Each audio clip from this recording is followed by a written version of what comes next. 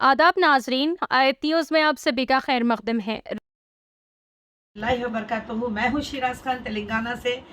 Siraj foundation की जानिब से आज वुमेन प्रेस मीट कॉन्फ्रेंस यहाँ पर किया जा रहा है। आप सभी जानते हैं कि इस देश में क्या कुछ हो रहा है। आज एनडीए सरकार बहुत बड़े सीधे सीधे मुसलमानों पे हमले कर रही है और उसमें शामिल जहाँ पर आंध्र प्रदेश के सीएम चंद्रबाबू नायडू की शमूलियत होती है और बिहार के सीएम नीतीश कुमार। देखिए, मैं लोगों से मुखातिब होना चाहती हूँ कि ये वक्फ बिल जो है ये बहुत ही खतरनाक है। It's very dangerous. लोग इसको आसानी में या हल्के में ना लें। वजह यह है कि औकाफ की जायदाद महज अल्लाह के नाम पर दान की जाती है या उसको अतिया दिया जाता है कि सिर्फ और सिर्फ मुसलमान की कौम को ही उसका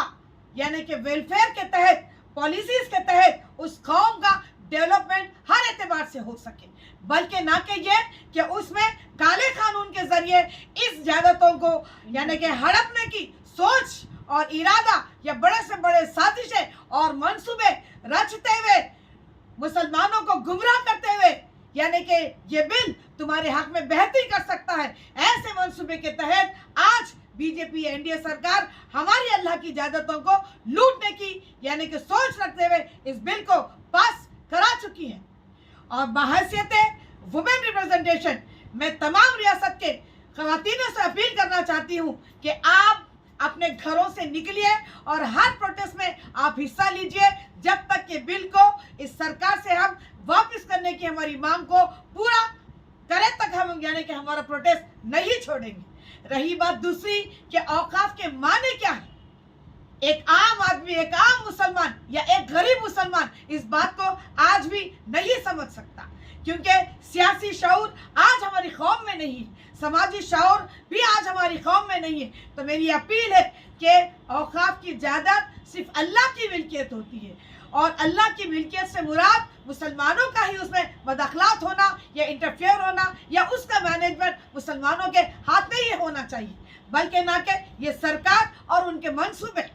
आप अगर मजीद बिल की तफसीलात में जाएंगे तो ऐसे ऐसे डरावने और खौफनाक वहां पर यानी कि तरमीम करने के पॉइंट्स आ गए कि आप आगे जाकर अपनी नस्लों पर इतना बुरा असर हो सकता है कि मोदी सरकार की सोच महज इस्लाम और हमारे पर्सनल लॉस पर अटैक कर चुकी है। आप खामोश बैठने का वक्त नहीं है। इसीलिए मेरी अपील है कि तमाम लोग जहां पर आज देश में हर जगह से आवाज गूंज उठी है कि इस बिल को वापस लेना होगा।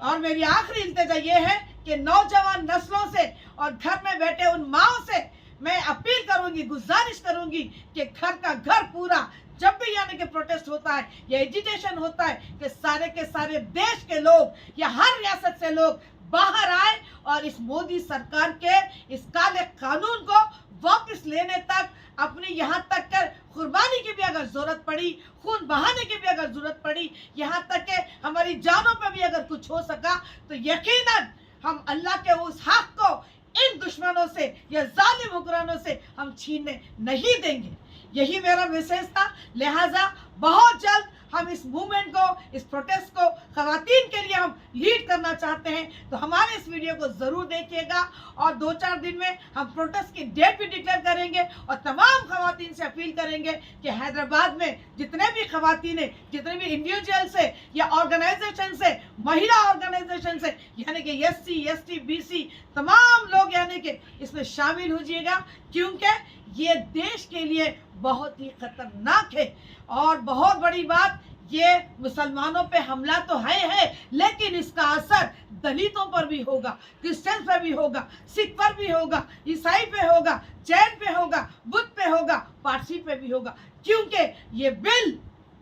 की जो साजिश है ये बहुत बड़ी साजिश है और इसको नाकाम करना ही हमारा अव्वलीन फरीजा है और बहुत बड़ा मकसद है, जहां पर हमारे देश का कॉन्स्टिट्यूशन इसको हमारी पूरी इजाजत देता है कि आप सरकारें जब जब गलत यानी कि मंसूबे के तहत कानून पास करती है, उनके मंसूबों को नाकाम करने के लिए हमें प्रोटेस्ट करना लाजिम हो जाता है। आर्टिकल 19 पूरी इजाजत देता है और दूसरी तरफ हमारे पार्लियामेंट में सारे के सारे एमपीज जो मुखालिफ थे उन्होंने भी आवाज़ उठाई है। ये नहीं देखे कि मुसलमानों पर हमला हो रहा है, ये नहीं देखे कि ये बिल के ज़रिए कल के दिन हमारी मस्जिदों पर हमला होगा, हमारे खानखाहों पे हमला होगा, हमारे कब्रस्तानों पे हमला होगा, यहाँ तक के ईदगाहों पे भी हमला होगा। हाल ही में एक वीडियो आया है कि एक मुसलमान की लाश वहाँ पर पड़ी है यूपी में और उसको दफनाने के लिए जगह नहीं दी जा रही है। तो अब ये हाल है, अगर ये कानून अब प्राइम प्रेसिडेंट ऑफ इंडिया के पास रखा हुआ है,